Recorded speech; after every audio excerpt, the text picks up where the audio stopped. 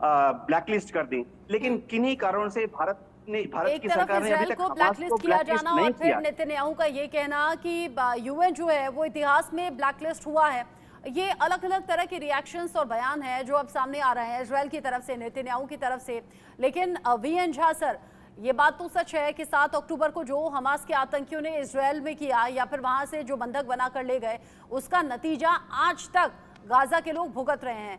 लेकिन इन सब चीजों को रोका जा सकता था क्या? कोई ऑप्शन निकाला जा सकता था क्या? क्योंकि नेतन्याहू तो शुरू से कह रहे हैं हमास का आखिरी आतंकी जब तक नहीं मारा जाएगा तब तक ये सब कुछ चलता रहेगा, यानी और भी मौतें होंगी।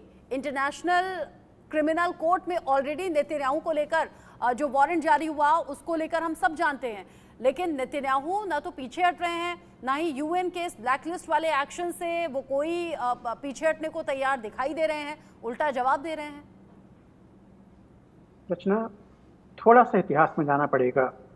आपने पूछा क्या इसे रोका जा सकता था जो फिलिस्तीनी वहां पे मारे गए हैं, तो याद कीजिए बॉम्बे टेरर अटैक, जहां पे इतने सारे लोग मारे गए थे और भारत का रिस्पांस क्या था? यही रिस्पांस था ना कि हम कुछ नहीं करेंगे। क्या क्या था भारत ने?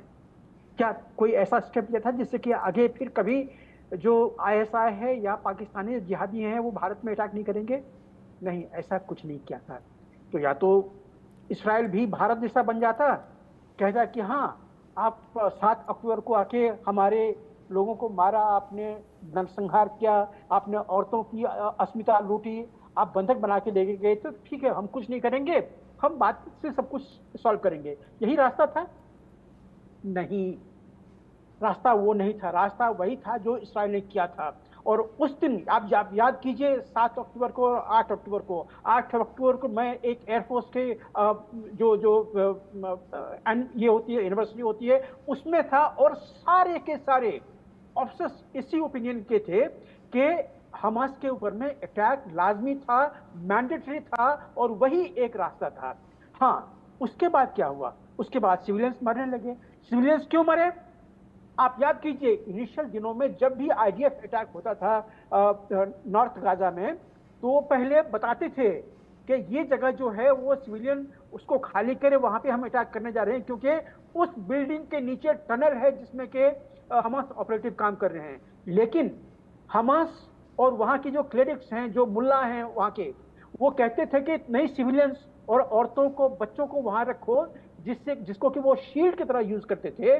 और तब ये जो माउंटिंग अटैक हुआ है उन्हीं दिनों से हुआ है। एक बड़ा सुंदर सा आर्टिकल रचना, मैं चाहूंगा कि आप और आपके जो दर्शक हैं वो कभी इस पे देखें। गाजा में सिविलियंस कौन है, इनोसेंट सिविलियंस कौन है?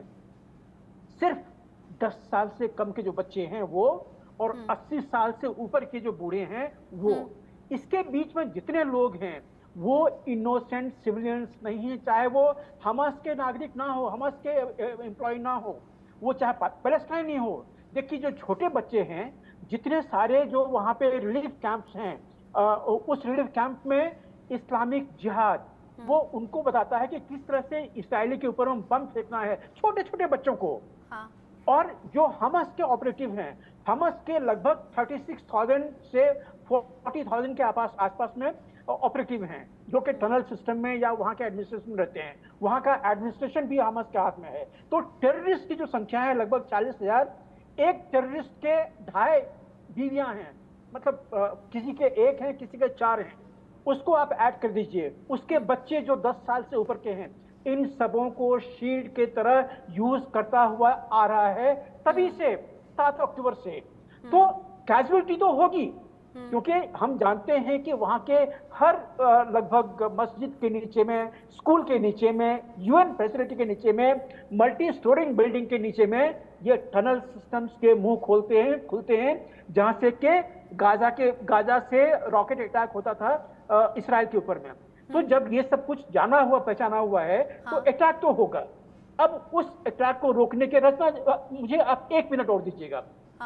हमने इतना सारा कुछ प्रोपेगेंडा होते हुए देखा, नैरेटिव बनते हुए देखा। क्या आपने कभी किसी भी एक जर्नलिस्ट को हमास के ऑपरेटिव से, हमास के सिविलियन ऑपरेटिव से या गाजा के नागरिक से ये पूछते हुए सुना है कि जब आप जानते हैं कि हमास ने जो इसराइलियों को बंधक बना के लाया हुआ है उसके चलते ये अटैक हो रहा है, तो आप उस बंधक को रिहा क्यों नहीं करते हैं? या जो टेररिस्ट वहां गए थे इसराइल के धरती पे ये क्राइम करने के लिए, वहां भी मिली जुली सी बातें और मिले जुले से रिएक्शंस हैं जो सोशल मीडिया पर हैं। वीएन झा सर, कुछ लोग ऐसे हैं जो हमास को ब्लाइंडली सपोर्ट कर रहे हैं, कुछ लोग ऐसे भी हैं जो विरोध करना चाहते हैं बट उतनी हिम्मत नहीं जुटा पाते वहां के एटमॉस्फेयर को देखते हुए। कुछ लोग ऐसे हैं जो जबरन बस वहां पर कैद होकर रह गए हैं। अलग अलग सिचुएशन है और अलग अलग तरह के रिएक्शन जो कि हम सोशल मीडिया के माध्यम से देखते हैं। आप दोनों रहिएगा मेरे साथ में, क्योंकि हमने इजरायल को लेकर अपडेट दे दिया, गाजा